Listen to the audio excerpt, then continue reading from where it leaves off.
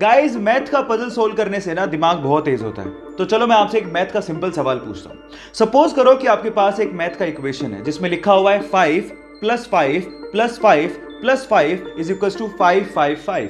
अब सबको पता है कि गलत है, लेकिन अगर मैं आपसे कहूं कि आपको सिर्फ एक लाइन यूज करनी है, कैसे भी एक लाइन, और इस मैथमेटिकल इक्वेशन को ठीक करना है, बस आपको ये याद रखना है कि आपको इक्वल को क्रॉस नहीं करना। करके दिखाओ, कैसे करोगे? 10 सेकंड का टाइम देता हूं।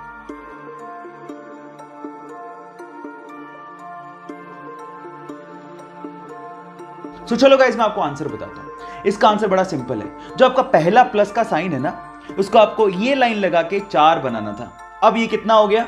545 plus 5 plus 5 is equal to 555। Math का इक्वेशन ठीक हो गया। आपको ये पजल कैसा लगा, चैट सेक्शन में लिखना मत भूलिएगा। गोल्ड यानी कि सोना रईसी की पहचान मानी जाती है, लेकिन सवाल यह है कि अर्थ की क्रस्ट में तो बहुत सारे मेटल मिलते हैं, फिर गोल्ड को ही इतनी तवज्जो क्यों दी जाती है? मैं आपको बताता हूं। गोल्ड एक ऐसा मेटल है जिसपे कभी जंग लगती ही नहीं है। एक्चुअली जब भी कोई मेटल ऑक्सीजन और मॉइस्चर के कांटेक्ट में आता है तो उस पर जंग लगनी शुरू हो जाती है, जैसे कि लोहे का ब्राउन हो जाना, चांदी का काली हो जाना, कॉपर का ग्रीन हो जाना। ये सब कोरोजन यानी कि जंग लगने की वजह से ही होता है। लेकिन गोल्ड एक अनरिएक्टिव मेटल है जो ऑक्सीजन और मॉइस्चर के साथ रिएक्ट करता ही नहीं है। इसीलिए अर्थ की क्रस्ट से जब सोने को निकाला जाता है तो उसे प्रोसेस करने तक की जरूरत नहीं पड़ती, क्योंकि वो प्योर फॉर्म में ही पाया जाता है। क्या इसके पहले तक गोल्ड की एक खासियत आप लोगों को पता थी? और अगर नहीं पता थी तो चैट सेक्शन में लिखना मत भूलिएगा। अगर मैं आपसे अभी समय पूछूं तो आप अपने स्मार्ट वॉच या फिर अपने स्मार्टफोन से मुझे समय एएम या फिर पीएम में बताएंगे, पर सवाल यह है कि एएम और पीएम का मतलब आखिर होता क्या है? तो मैं आपको बताता हूं।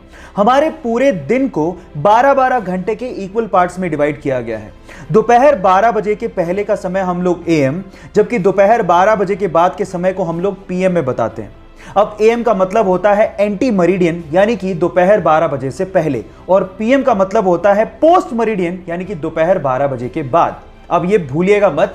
क्या आपको पहले से बात पता थी? और नहीं पता थी तो चैट सेक्शन में लिखना मत भूलिएगा।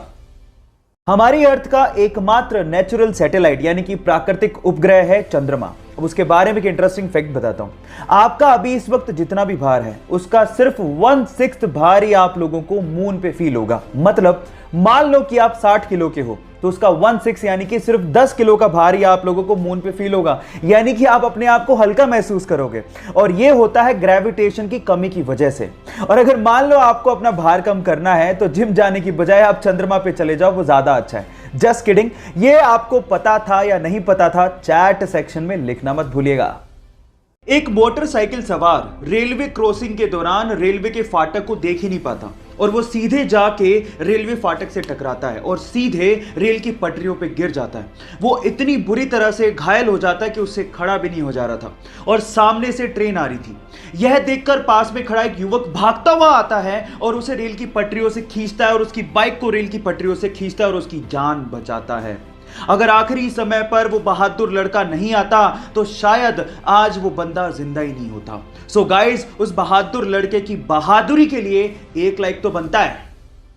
गाइस, ये तो आपको पता ही है कि प्लेन्स बहुत ज्यादा भारी होते हैं। इनफैक्ट बोइंग 737 तो 80,000 केजी का होता है और जब वो लैंड करते हैं तो उनकी स्पीड 250 से 300 किलोमीटर पर आवर होती है। पर आपने क्या कभी इमेजिन किया है कि इतनी स्पीड और इतने भार के साथ जब वो लैंड करते हैं तो उनके टायर्स कभी फटते क्यों नहीं है? मैं आपको बताता हूं। उनके टायर्स में रबड़ के साथ साथ एल्यूमिनियम और स्टील को भी मिक्स किया जाता है और नॉर्मल कारों के टायर के अंदर जो प्रेशर से हवा भरी जाती है उससे 6 गुना ज्यादा प्रेशर से एरोप्लेन के टायर में नाइट्रोजन को भरा जाता है ताकि वो प्रेशर को सहन कर सके। गाइस, एक मजेदार सा किस्सा सुनाता हूं। ये बात है सन 1909 की, जब कनाडा ने पहली बार अपने एक शहर में एम्बुलेंस को लॉन्च किया ताकि लोगों की जान को बचाया जा सके। लेकिन हुआ उसका कुछ उल्टा ही। वही एम्बुलेंस शहर में टेस्ट ड्राइव के दौरान एक बंदे पे चढ़ गई और वो बंदा बुरी तरह से घायल हो गया। और मजे की बात यह है कि वो पहला बंदा था जिसे उस एम्बुलेंस ने हॉस्पिटल तक पहुंचाया था।